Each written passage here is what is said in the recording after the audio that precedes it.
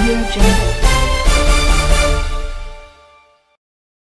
একাদশ জাতীয় সংসদ নির্বাচন 30 ডিসেম্বর নয় 29 ডিসেম্বর হয়ে গেছে। ইউরোপীয় ইউনিয়নের প্রতিনিধি দলকে এই অভিযোগ করেছে বিএনপি। বিষয়টি নিশ্চিত করে বিএনপির সাংগঠনিক সম্পাদক শামা ওবায়েদ বলেন, নির্বাচনের দিন 30 ডিসেম্বর থাকলেও মূলত 29 তারিখেই ভোট দেওয়া হয়ে গেছে। আমরা সে কথাটি ইইউকে জানিয়েছি। বৃহস্পতিবার দুপুরে রাজধানীর গুলশানে বিএনপির চেয়ারপারসনের কার্যালয়ে ইউরোপীয় ইউনিয়নের 2 সদস্যের একটি প্রতিনিধি দলের সঙ্গে বিএনপির নারী প্রার্থীদের বৈঠক হয়।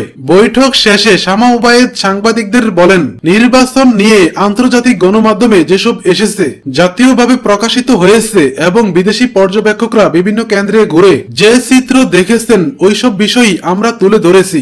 আমরা তাদের যেটা বললাম 30 তারিখে নির্বাচন হয়নি। নিজের নির্বাচনী এলাকার চিত্র তুলে ধরে শামা ওবায়েদ বলেন, আমি ফরিদপুরে নির্বাচন করেছি। আমাদের এলাকায় 29 তারিখে নির্বাচন হয়ে যায় এবং পুলিশ, র্যাব, বিজিবি দিয়ে নির্বাচন হয়ে যায়। নির্বাচনের দিন সব এজেন্টকে বের করে দেওয়া হয় এবং মূলত 30 তারিখের নির্বাচনটা 29 তারিখে সরকার করেছে। ইইউ প্রতিনিধিদের মধ্যে ছিলেন ডেভিড নয়েল এবং ইরিনি মারিয়া। তারা কোনো মতামত দিয়েছে কিনা এমন প্রশ্নের জবাবে শামা ওবায়েদ বলেন, তারা তথ্য সংগ্রহ করেছে, এগুলো নিয়ে রিপোর্ট করবেন, তারপর তারা কোনো বিবৃতি দেবেন। বিএনপি নির্বাচনী ট্রাইব্যুনালে মামলা করবে জানিয়ে তিনি বলেন, আমরা নির্বাচনী ট্রাইব্যুনালে যাব, আপিল করব, সেগুলো নিয়ে তাদের সঙ্গে কথা হয়েছে। ইইউ প্রতিনিধি দল নির্বাচন নিয়ে উদ্বেগ প্রকাশ করেছে কিনা জানতে চাইলে শামা ওবায়েদ বলেন, তারা অত্যন্ত উদ্বিগ্ন, তারা নির্বাচন প্রক্রিয়া নিয়ে উদ্বিগ্ন।